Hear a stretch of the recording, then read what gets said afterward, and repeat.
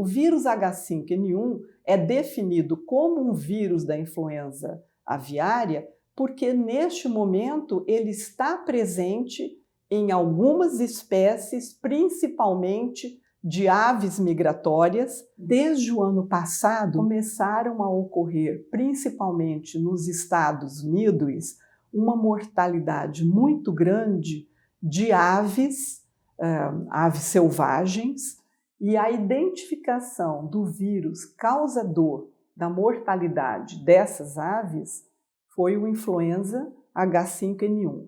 Posteriormente, foram encontrados e também detectados uma mortalidade expressiva em vários países da América Central e da América do Sul, com identificação deste vírus também em alguns mamíferos, como, por exemplo, leões marinhos. Isso daí acendeu um alerta muito grande para que os países, então, entrassem numa comunicação muito grande entre eles para prever uma possível dispersão ou uma contaminação deste vírus na população humana.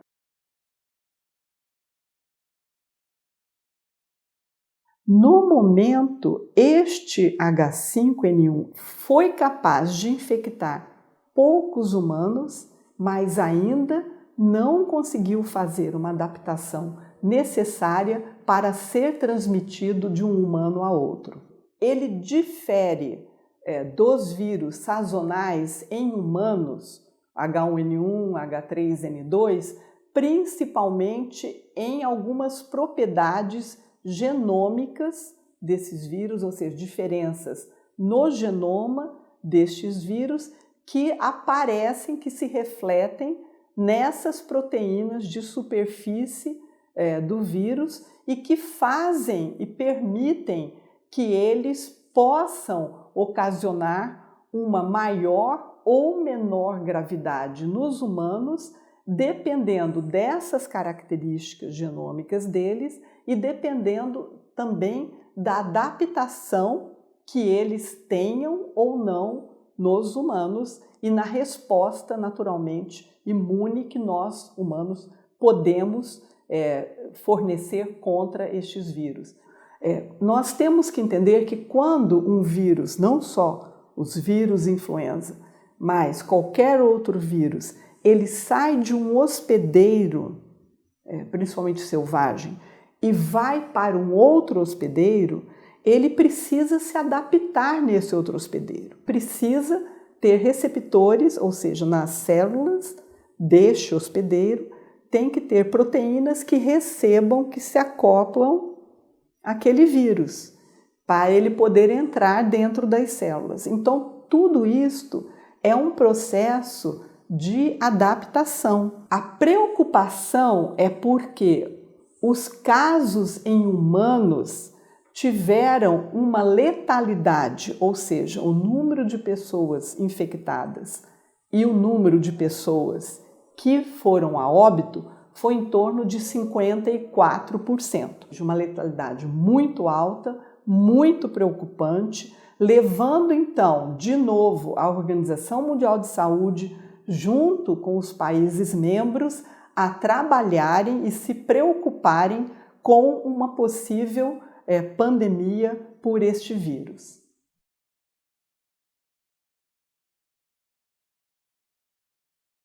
Nós não podemos afirmar que a próxima pandemia será do H5N1. O que nós podemos dizer é que sim, nós teremos outras pandemias, não sabemos por qual vírus ou qual agente, né? Se é uma bactéria multiresistente, se é um vírus, qual agente etiológico que vai causar uma próxima pandemia. No final da década de 1990 e principalmente no início dos anos 2000, todos os países estavam com seus planos de preparação para uma pandemia, principalmente pensando no H5N1. E nós tivemos o quê em 2009? O H1N1. Não é? e que não foi tão grave quanto nós estávamos preparando para um H5N1. E depois nós tivemos, em 2019 para 2020, o SARS-CoV-2. O que nós sabemos é que nós temos que nos preparar. Nós não podemos ficar sem fazer nada, nós precisamos nos preparar.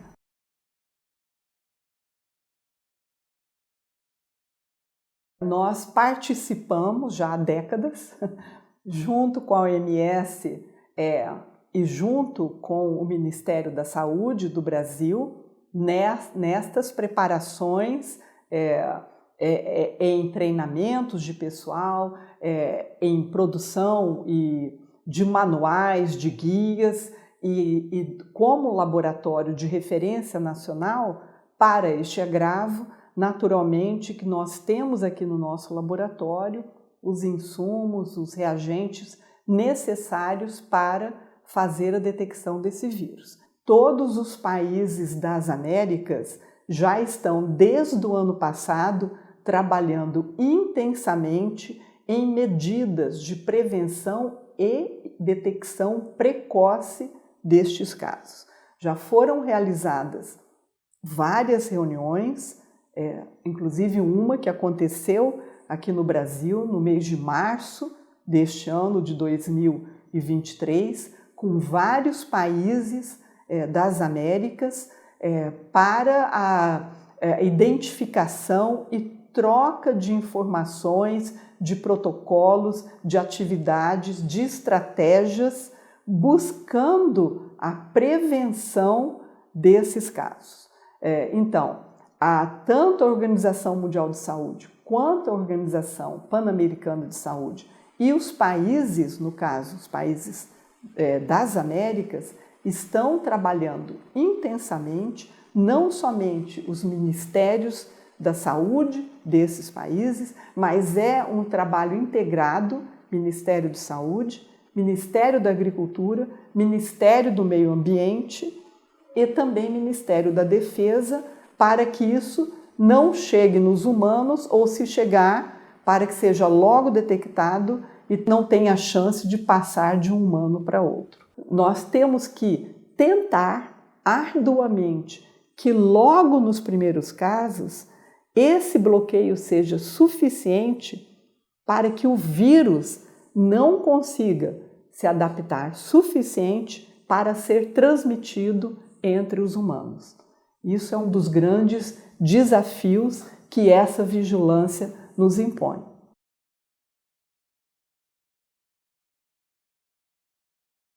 Eu gostaria também de ressaltar que no caso do nosso laboratório, nós já participamos há algumas décadas de comitês da Organização Mundial de Saúde. Por exemplo, tem um deles, PIP em inglês, Pandemic Influenza Preparedness, que é a preparação para uma influenza pandêmica. Isso não começou o ano passado. Esses comitês existem há pelo menos 20 anos dentro da Organização Mundial de Saúde de preparação de uma possível pandemia pelo vírus influenza. O SARS-CoV-2, o Covid, trouxe esse conceito muito forte, agora saindo de um nível de poucas pessoas, de comitês, trouxe isso para a população. Então, eu acredito que neste momento toda a população mundial está alerta, está mais preparada para esse entendimento da importância de uma preparação para a prevenção de uma próxima pandemia. E isso também trouxe que vários grupos científicos se preparassem melhor. Então, nós temos grupos internacionais, juntos com iniciativa privada, com instituições de pesquisa governamentais ou não, trabalhando juntos para que a gente consiga, numa próxima pandemia, produzir uma vacina o mais rápido possível.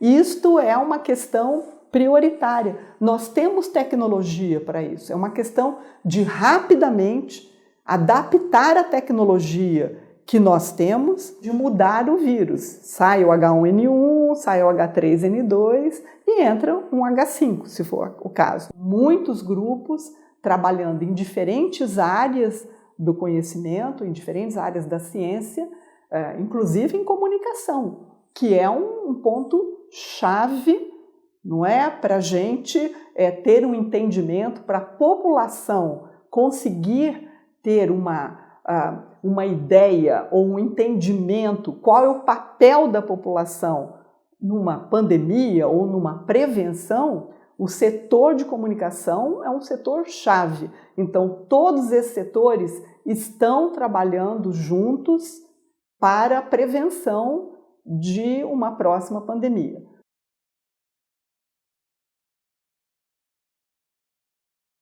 O influenza que está circulando neste momento em aves silvestres na região das Américas, está nesse momento sendo desenvolvida uma vacina piloto para este vírus. Por quê? Se nós tivermos esse espalhamento do vírus na população humana, nós podemos, de uma maneira muito mais rápida, já tendo a semente, né, produzir vacinas muito mais rápido. E é o que a gente espera fazer.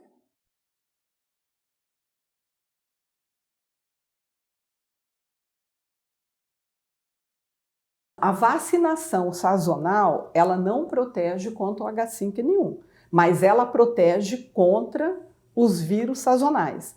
Portanto, tomar a vacina todos os anos é essencial para os grupos elencados pelo Ministério da Saúde do Brasil.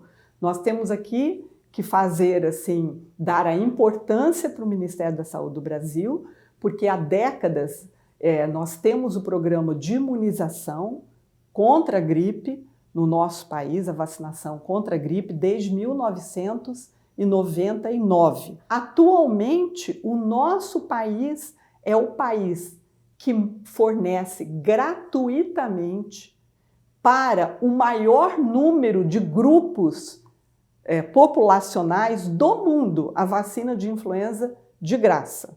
Então, isso é uma conquista do povo brasileiro, é uma conquista do SUS e nós precisamos cooperar com essa conquista e usar essa conquista a nosso favor.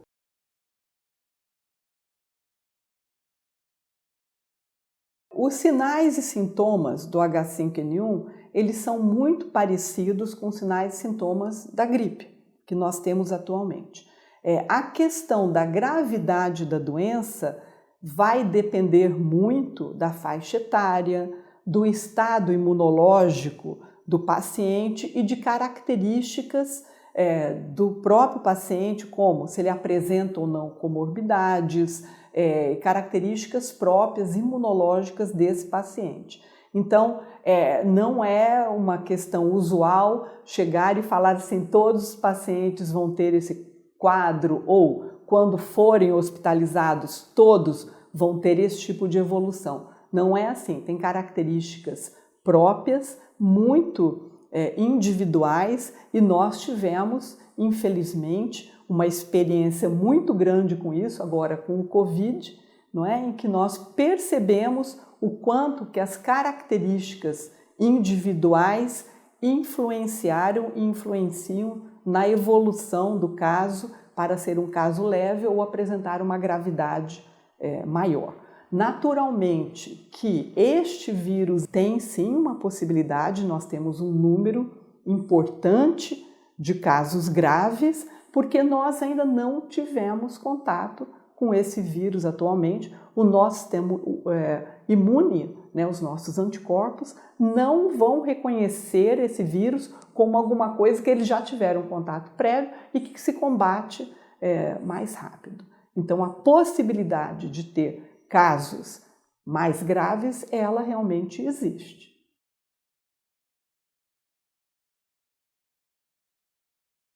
As nossas aves produzidas aqui no Brasil passam por um rigoroso controle de qualidade e, naturalmente, a indústria brasileira produtora de aves está muito atenta a este fato. Se nós tivermos, por exemplo, uma contaminação numa granja, isso vai ser visível porque vai ter uma mortalidade muito grande nas galinhas, por exemplo, e isso daí vai ser visível e tem todo um sistema de alerta junto com o MAPA, o Ministério da Agricultura e Pecuária, para a detecção desses casos e para quais as estratégias necessárias para a contenção deste problema. Então, nós não temos identificado neste momento, no Brasil, nas nossas aves, a influenza aviária e, portanto, o consumo é super liberado.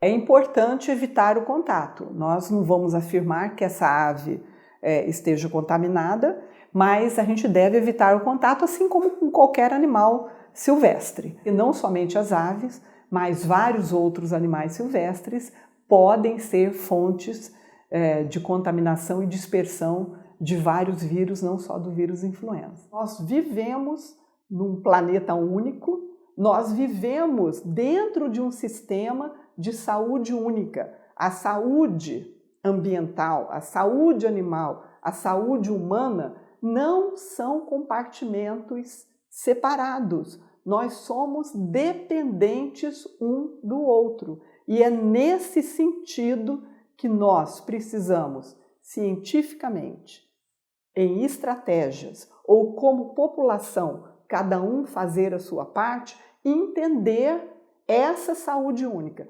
Nós somos interdependentes e é assim que nós podemos sobreviver como raça humana. Nós não temos outra alternativa de achar que a gente pode somente pensar na raça humana e não pensar que aquilo que a gente faz interfere no meio ambiente, interfere na saúde animal e que depois vai interferir na nossa, inclusive na nossa própria sobrevivência como raça humana.